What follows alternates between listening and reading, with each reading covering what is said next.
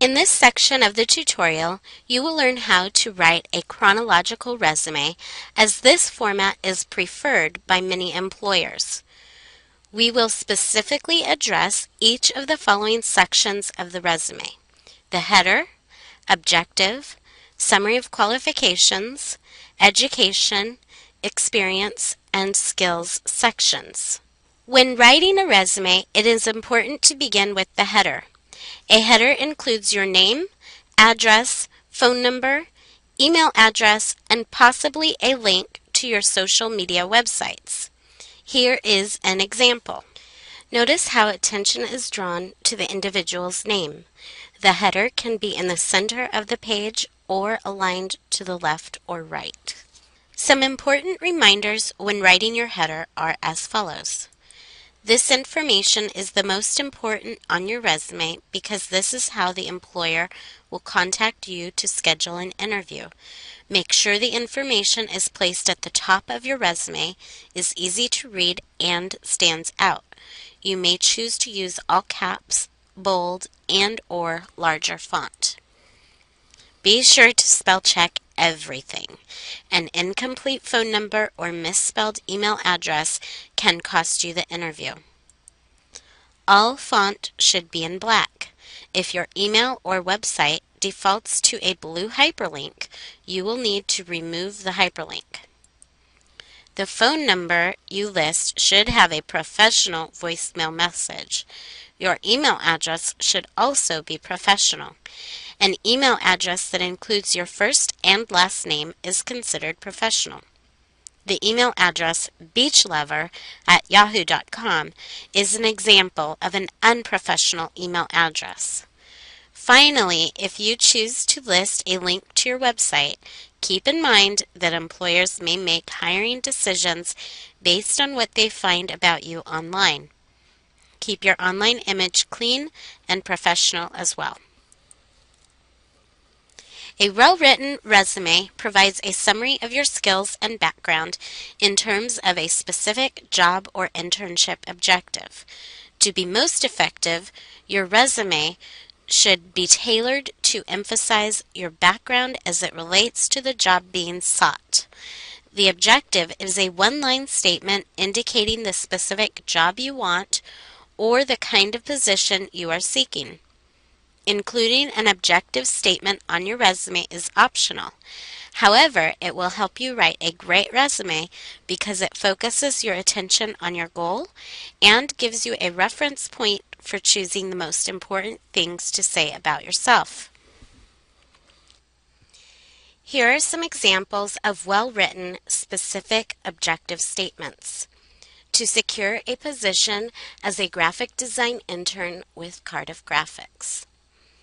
A position as a bank teller with Bank of America. A medical assistant position utilizing research skills and knowledge of social problems confronting the elderly. An example of a poorly written objective statement would be, to secure a position in any field that uses my skills in order to gain experience and grow professionally. This is poorly written because it is not specific and focuses on what the job seeker will get. In this sample resume, the author chose to list an objective statement. When included, the objective should be placed right after the header. A summary of qualifications may be found on a chronological resume. It is a list of your most important assets related specifically to the job for which you are applying. The list should be placed at the top of your resume below your header. If you are including both an objective and a summary of qualifications, the summary of qualifications will be listed after your objective. The summary of qualifications is optional. However, like the objective, it will focus your attention as well as the employer's attention and give you a chance to highlight your most relevant experience. You should use 4 to 5 bullet points emphasizing your experience when creating your summary list. The first letter of each statement should be capitalized, and each statement should end with a period.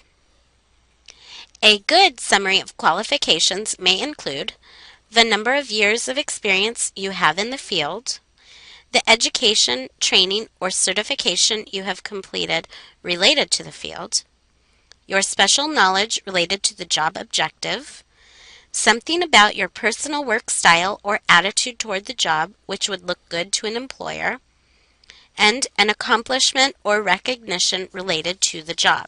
In this example, instead of using the heading Summary of Qualifications, the author called the section Highlights. You may also choose to name this section Profile. Notice how each bullet point represents a new, brief idea.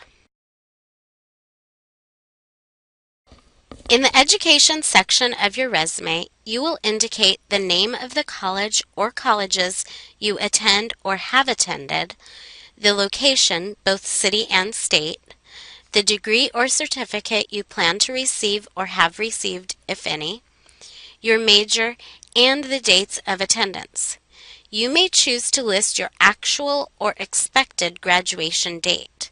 You may also include a minor or program emphasis if applicable. Consider listing related coursework to support your job objective. If your GPA is above a 3.0, you can include it as well.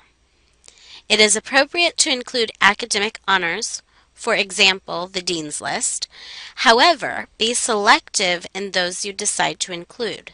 Do not list your high school information once you have started attending college. Include college work even if you don't plan to get a degree. Your education should be listed in reverse chronological order. Therefore, if you have attended more than one college, list the most recent college attended first. When reviewing this example, please note the information included and the formatting. You may include your overall or cumulative GPA or your GPA within the major, or both. If you choose to list relevant coursework, only include those courses that most closely relate to your job objective. Be sure to list the course title rather than the department and course number. For example, advertising rather than BUS 150. Let's look at one other example.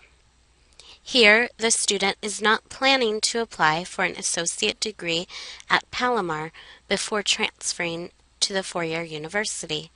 He chose to list his education after his experience to emphasize his driving experience.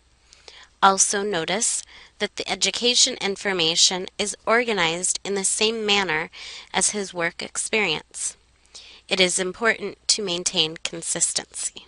The work experience section is an important component of the chronological resume. In this section, you will list each of the positions you have held as well as your accomplishments. Your experience should be listed in reverse chronological order, beginning with your most recent or current position. For each position, you should include your job title, employer, city, state, dates of employment, and at least 3 to 4 bullet statements with action verbs to describe your responsibilities and accomplishments. Paragraphs of information are not recommended as they are not quick and easy to read. It is customary to include relevant work history from the past 10 years. Information in this section is not limited to paid work. You may also include volunteer or internship experience. Another option is to include volunteer and internship experience information in a separate section. If your current work history does not relate to your current objective, you may decide to list a relevant work history section first, including your related work experience. This would be followed by an other work history section, including your current but unrelated work experience. Let's take a look at an example. While looking at this example, please note that each bullet statement begins with an action verb. Action verbs should be used in the present tense when describing a current position or responsibility. When describing previous work history, make sure to use action verbs in the past tense. Do not begin bullet statements with duties included or responsible for or words ending in ing. These are not action verbs, nor do they convey excitement. Also note that the job title and employer are listed on the left-hand side of the page, while dates, city, and state are on the right. There is no rule that resumes are formatted in this way. You can find other examples on the Career Center website. You can decide how to arrange the information you include. Just remember to make the most important information stand out so that it is easy to find. In general, a job title is more important than the dates you held the position. A good way to de-emphasize dates is to list them on the right-hand side of the page. Two more quick points. A period at the end of each statement is recommended to signal the end of a thought. When listing states, always be sure to be consistent. If you have abbreviated the state with uppercase letters in your address, make sure you abbreviate it the same way in your education and work experience sections. If you spell out the state California in your address, do the same in all other sections of your resume. You may want to include a section that highlights your skills on your chronological resume. The skills you list in this section should be related to your job objective and should reflect keywords used in the job announcement. You may include foreign language skills, computer skills, and laboratory skills, for example. Do not include general skills such as communication. There are several ways to format your skills section. Here is one example. There are several optional sections to consider adding to your resume. These include honors or awards you have received, projects you have completed or been a part of, presentations you have given, community service you have performed, associations you have been a member of, activities you have participated in, leadership roles you have held, and athletic teams you have been involved with. Add this information to your resume if it is related to and supports your job objective. If you have prepared your resume including all other sections, the header, objective, summary of qualifications, your education, experience, and skills, and it is not a page in length, be sure to fill out the page by adding some of these additional sections. This concludes the how-to portion of the tutorial.